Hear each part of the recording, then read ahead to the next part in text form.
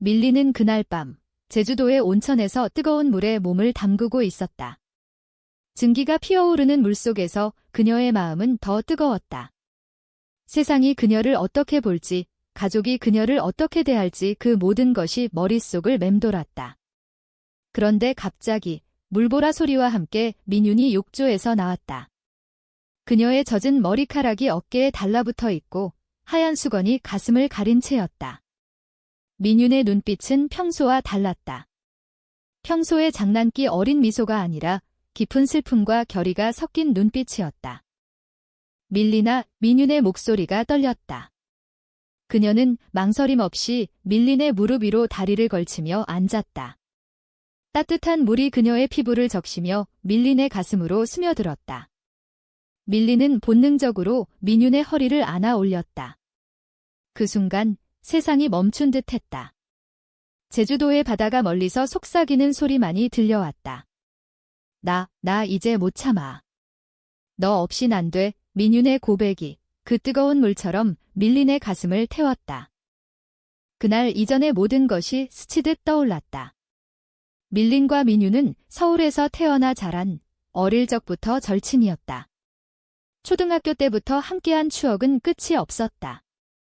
학교 운동장에서 손잡고 뛰놀던 날, 한강변에서 떡볶이를 먹으며 미래를 꿈꾸던 밤, 대학에 들어서면서 그 관계는 더 깊어졌다. 둘 다 문헌정보학과를 전공한 탓에 도서관에서 밤을 새우며 책장을 넘기던 시절이 있었다. 밀리는 조용하고 내성적인 성격으로 책 속 세상에 사는 타입이었다. 반면 민유는 활발하고 주변 사람들을 웃음으로 물들이는 태양 같은 존재였다. 하지만 그 태양 아래에도 그늘은 있었다. 민윤의 집안은 전통적인 가문으로 조상 제사를 지내는 집이었다. 아버지는 대기업 임원, 어머니는 한복을 입고 명절을 준비하는 전형적인 한국 엄마였다. 밀린의 집안도 마찬가지였다. 아버지는 공무원으로 엄격한 규율을 가르쳤다. 대학 시절 둘은 기숙사 룸메이트가 되었다. 그때부터 작은 변화가 시작되었다. 밤늦게 공부하다 지쳐서 서로의 어깨에 기대 잠들던 날들. 민윤이 밀리나 너 없으면 나 어떡해 라고 속삭이던 순간들. 밀리는 그 말을 친구로서의 애정으로만 여겼다. 하지만 가슴 깊은 곳에서 무언가 꿈틀거리는 걸 느꼈다. 한국 사회에서 그런 감정은 금기였다. 드라마에서나 나오는 로맨스, 그것도 이성의 중심으로. 게이 커뮤니티는 있지만 가족 앞에서는 숨겨야 할 비밀이었다. 밀리는 그런 생각을 애써 지웠다. 우린 그냥 베프잖아. 그녀는 스스로를 타이르며 웃었다. 졸업 후 밀리는 서울의 작은 출판사에 취직했다. 책 편집자로서 그녀는 한국 고전 문학을 다루는 부서에 배치되었다. 춘향전이나 심청전 같은 이야기 속에서 여성들의 강인함을 발견하며 위안을 얻었다. 민유는 반대로 마케팅 회사에 들어갔다. 그녀의 밝은 에너지가 빛을 발했다. 주말마다 둘이 만나 홍대 거리를 누비며 스트리트 푸드를 먹었다. 야, 이 떡꼬치 진짜 맛있어. 밀리나 한 입 더. 민윤의 웃음소리가 거리를 채웠다. 하지만 민윤의 눈빛에 스며드는 피로가 밀린을 불안하게 만들었다. 회사 생활의 압박, 상사의 잔소리, 그리고 집안의 기대. 언제 결혼할 거냐는 어머니의 질문이 매번 민윤을 짓눌렀다. 그해 여름, 민윤이 제안을 했다. 밀리나, 제주도 가자. 온천에서 쉬자. 밀리는 흔쾌히 동의했다. 비행기에서 내리자마자 제주도의 바닷바람이 그들을 맞이했다. 렌터카를 타고 한라산 기슭의 작은 펜션으로 향했다. 펜션 주인은 할머니로 애기들, 제주 온천은 마음을 씻어주제기라고 웃으며 말했다. 그날 오후 둘은 해변을 걸었다. 검은 현무암과 푸른 바다가 어우러진 풍경이 서울의 콘크리트 정글을 잊게 해주었다.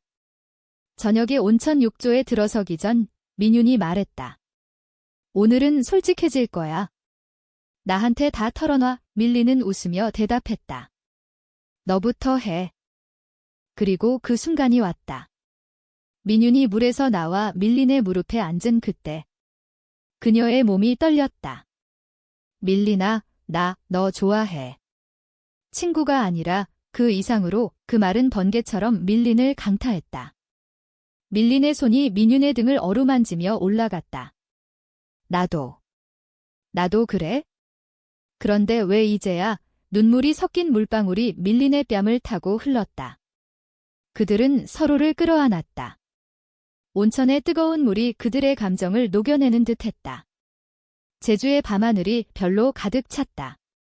그 별들은 그들의 비밀을 지켜보는 듯했다. 하지만 그 밤은 시작에 불과했다. 다음 날 아침, 민윤의 전화벨이 울렸다. 어머니였다. 윤아, 집에 와라. 내 결혼 상대가 정해졌어. 민윤의 얼굴이 창백해졌다. 밀리는 그 소식을 듣고 가슴이 철렁 내려앉았다. 무슨 소리야? 결혼, 민윤은 고개를 저었다. 아빠가 가업을 물려주려면 안정된 결혼을 해야 한대. 상대는 친척 집안 아들래. 그 순간 제주의 평화로운 아침이 산산조각 났다. 밀리는 민윤의 손을 잡았다. 포기하지 마. 우리 같이 싸워. 하지만 민윤의 눈에는 이미 패배의 그림자가 드리워져 있었다. 서울로 돌아온 후 그들의 일상은 변했다. 밀리는 출판사에서 홍길동전을 편집하며 자유와 반항의 이야기를 생각했다.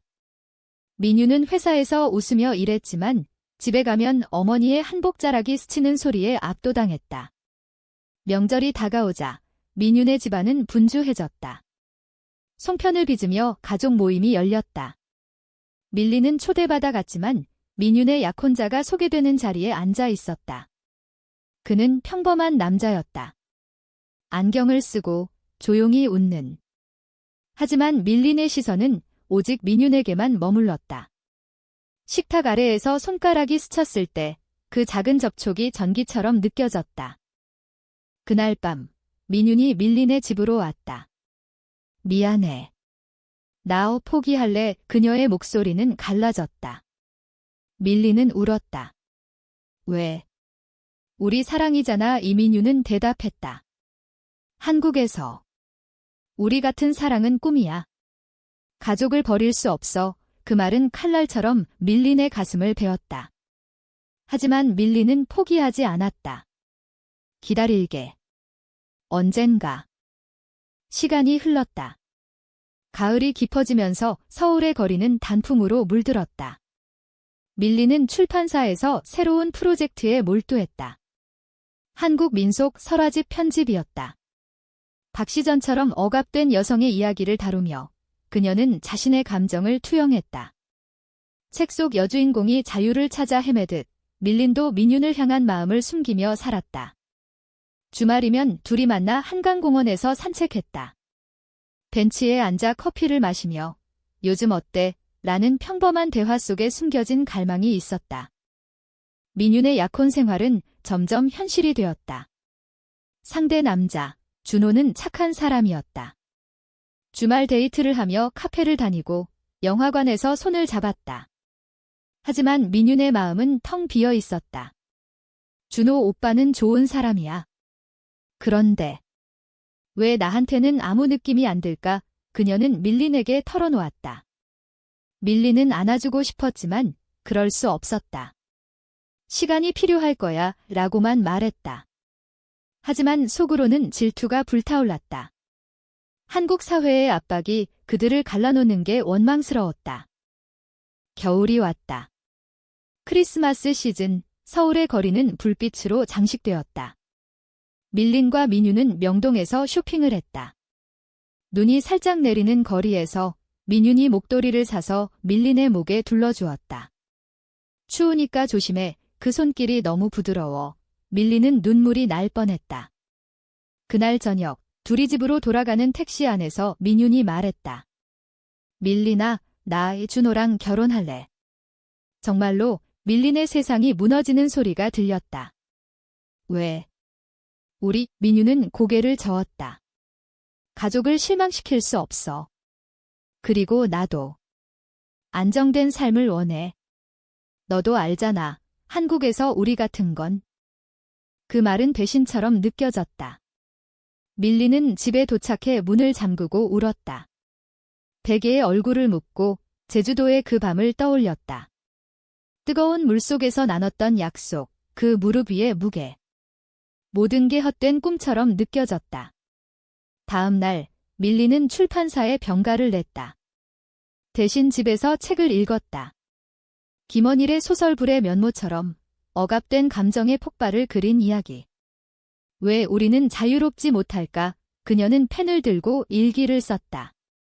민윤에 대한 편지처럼, 하지만 보내지 못할. 민윤도 고통스러웠다. 결혼 준비가 본격화되면서 한복 시집가기와 웨딩드레스 피팅이 이어졌다. 어머니와 함께 강남의 한복집을 방문할 때마다 거울 속 자신의 모습이 낯설었다. 예쁘네, 우리 딸. 어머니의 미소가 무거웠다.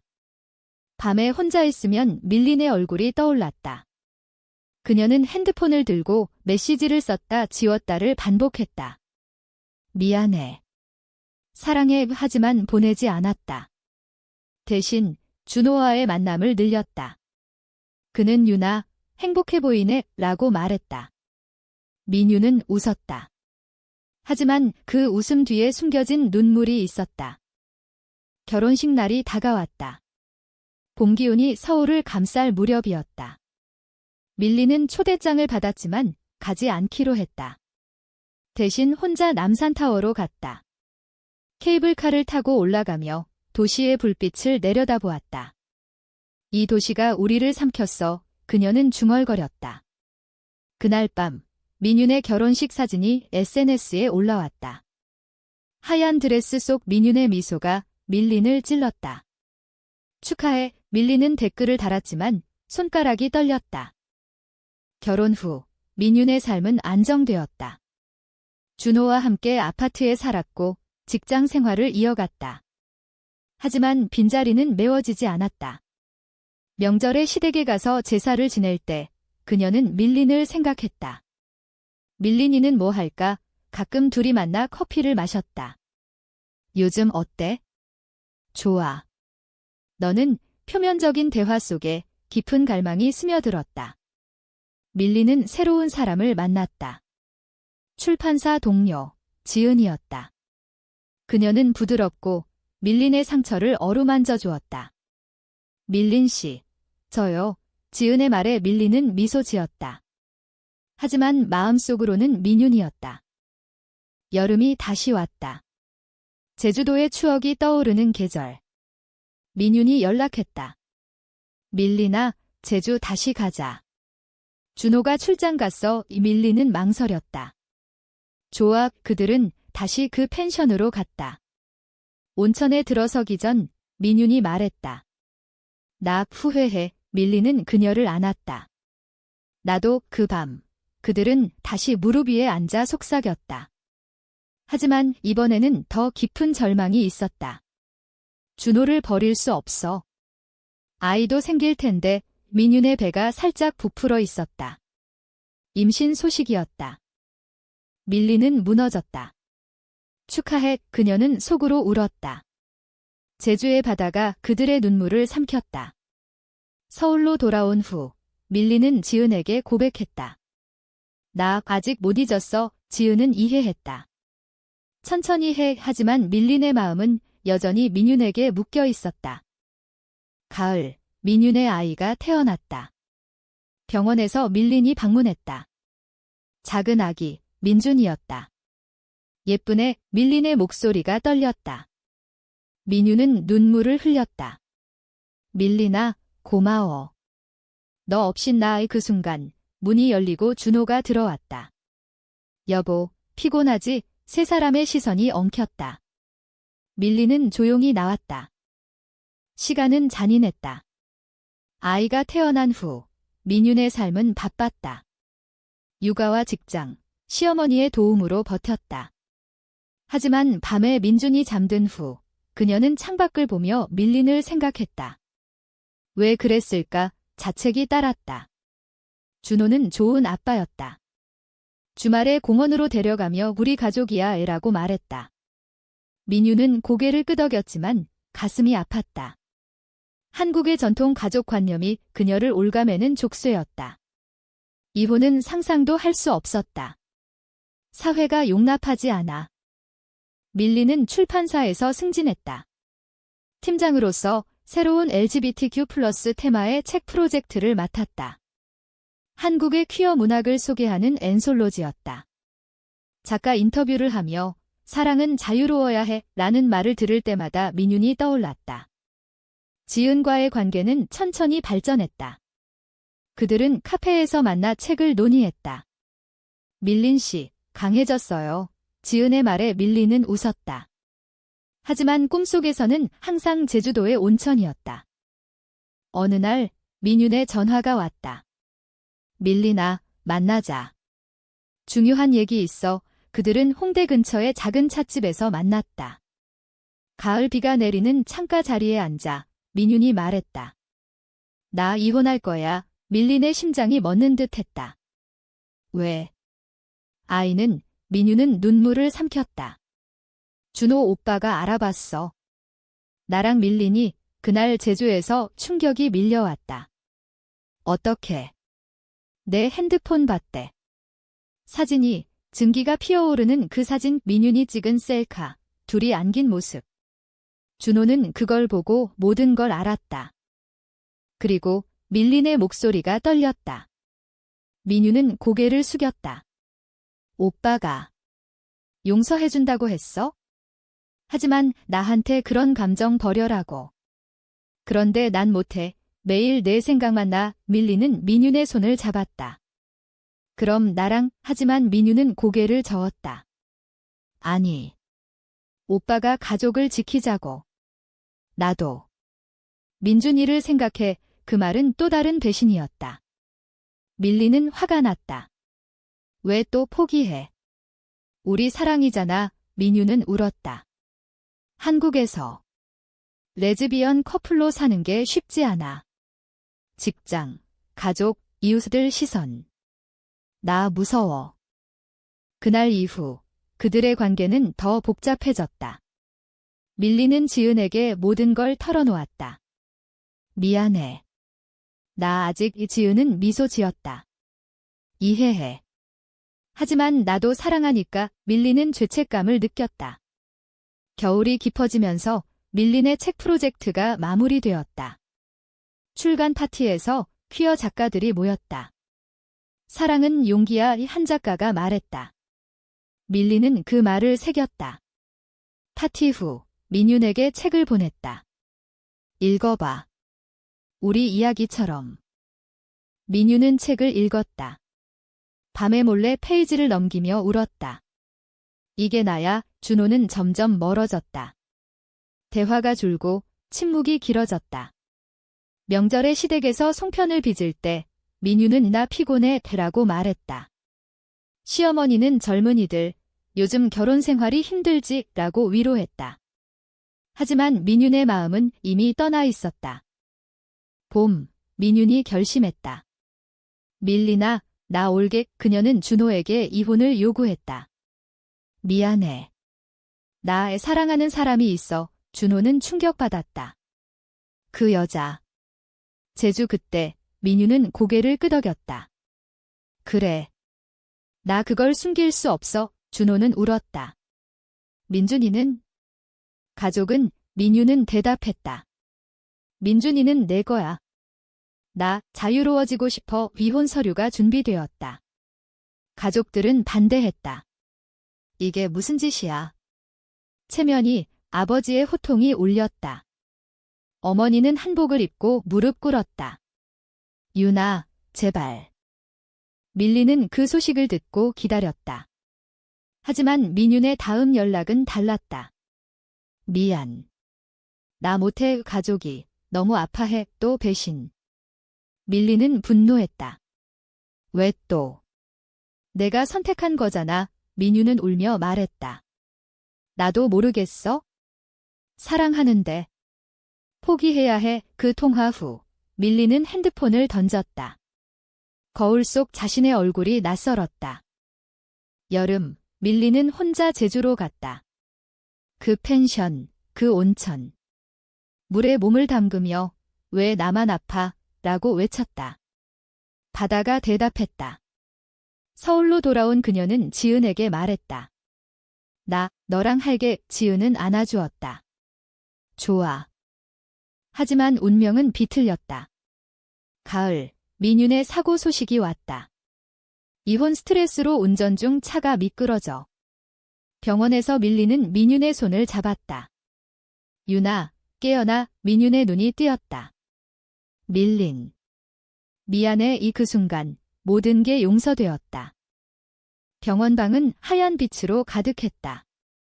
민윤의 창백한 얼굴이 밀린의 가슴을 아프게 했다. 의사는 기적적으로 경미한 타박상뿐이에요.